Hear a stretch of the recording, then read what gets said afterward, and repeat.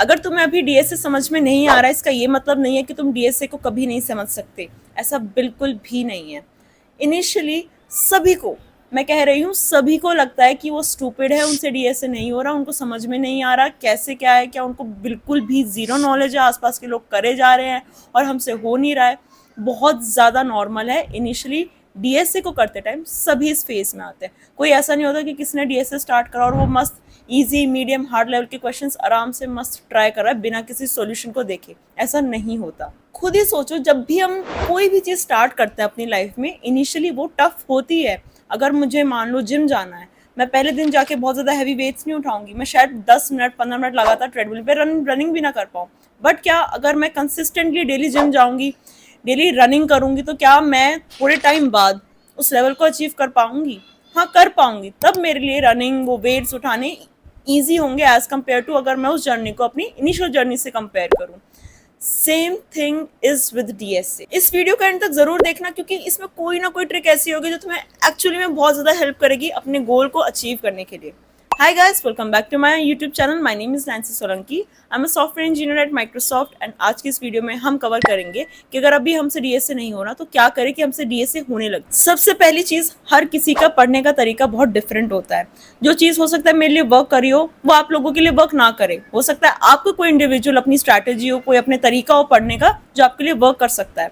अगर आपसे अभी डीएसए नहीं हो रहा तो आप ट्राई करो अपनी स्ट्रैटेजी को चेंज करने का, कि क्या मैं इसमें पहले एक कोई शीट फॉलो करूं या फिर मैं ट्यूटोरियल्स देखने के बाद पहले ट्यूटोरियल को ही कंप्लीट करूं। अपनी स्ट्रैटेजीज को चेंज करते रहो, बट डीएसए को मत छोड़ो बीच में।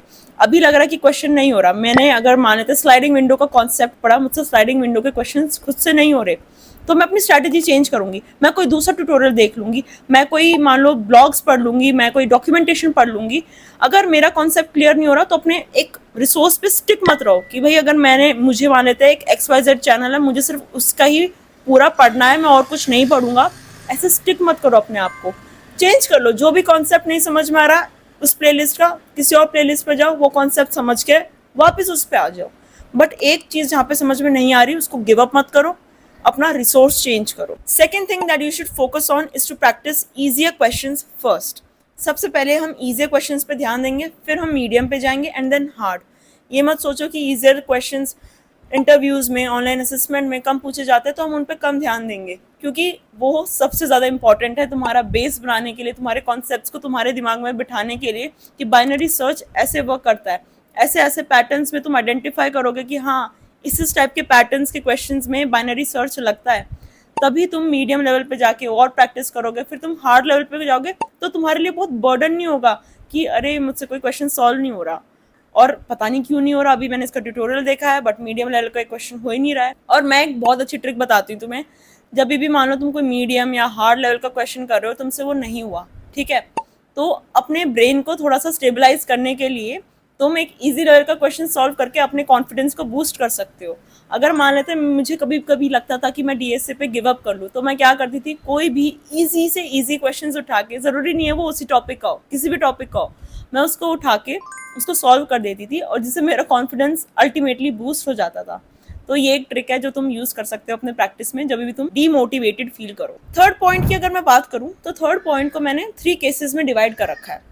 केस नंबर 1 कि हमें प्रॉब्लम का आइडिया समझ में आ रहा है कि इसको कैसे सॉल्व करना है, इसकी अप्रोच हमें समझ में आ रही है, बट हमसे इम्प्लीमेंटेशन नहीं हो रही, मतलब हम कोड नहीं कर पा रहे। हमें लॉजिक समझ में आ रहा है कि इसको ऐसे से सॉल्व कर सकते हैं, बट हमें कोडिंग में हमें समझ में नहीं आ रहा कि कैसे करना है, इस चीज़ को कैसे इम्प्लीमेंट करें। वहाँ पे इस चीज़ का सोल्यूशन होगा कि तुम्हारे पास प्रैक्टिस की अभी कमी है, तुम्हें और प्रैक्टिस करनी पड़ेगी, इससे तुम्हारा ये वाला केस इम्प्रूव हो जाएगा। सेकंड केस आता है कि तुमने क्वेश्चन देखा, ठीक है, तुम्हें उसको समझ में नहीं आया, इसको कौन सा एल्गोरिदम से करना है, कौन सी टेक्निक लगनी है, तुम्हें समझ में नहीं आ रहा, तो तुम सोल्यूशन के पास जाते हो और फिर उसमें देखते हो कि अच्छा ये इस टेक्निक से होना था। तुम्हें वो टेक्निक पता थी, बट तुम्हें उस क्वेश्चन को करते टाइम वो स्ट्राइक नहीं करा कि ये क्वेश्चन से हो सकता था कितने आराम से।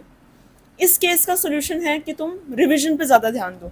तुम अगर प्रैक्टिस कर रहे हो पूरे हफ्ते, तो संडे को डिवोट करो कि तुमने जितने क्वेश्चंस प्रैक्टिस करे हैं उनको रिवाइज करने के।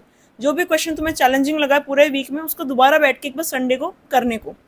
एंड हर मंथ में, हर वीकली, मंथली अपना रिविजन टाइम टू टाइम करते रहो। इससे ये होगा कि तुम पैटर्न्स को आइडेंटिफाई करोगे और तुम्हें याद रहेगा कि किस टाइप के क्वेश्चंस में कौन सा एल्गोरिदम लगना है। एंड जब तुम उस क्वेश्चंस को देखोगे तो तुम्हें अप्रोच इजीली स्ट्राइक कर जाएगी। अब हम आते हैं हमारे थर्ड केस पे कि तुम कंप्लीटली क्लूलेस हो कि क्वेश्चन कैसे सॉल्व होगा, कैसे अप्रोच करना है, इसका सोल्यूशन कैसे बनेगा, क्या इंप्लीमेंटेशन होगी, यू नो नथिंग। ठीक है, इस केस में हमें सॉल्व कैसे करना है। देखो, इस केस के भी दो सिनेरियोज हो सकते हैं।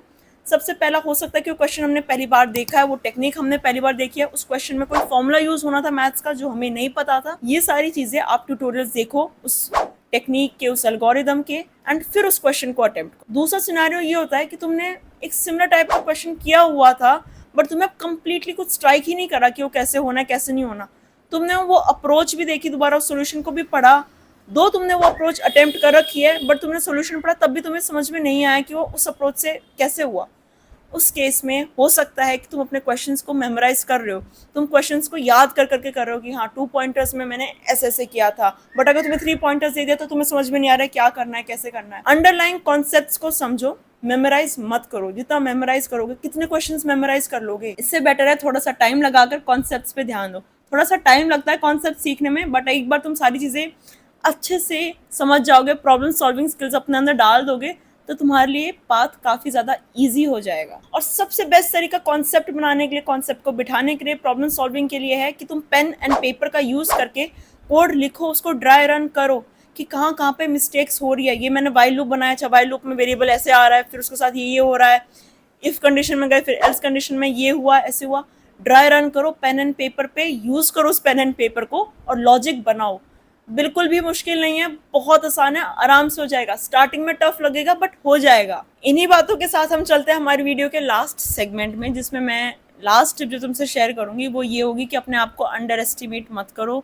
ये मत सोचो कि तुमसे नहीं होगा, होगा। देखो, होगा नहीं होगा वो बाद में देख सकते हैं, बट पहले ट्राई तो करो। अपना पूरा डिवोशन के साथ, परसिस्टेंस के साथ, हार्डवर्क के साथ अपने आप को एक बार फुली डिवोट करके डीएसए करके देखो।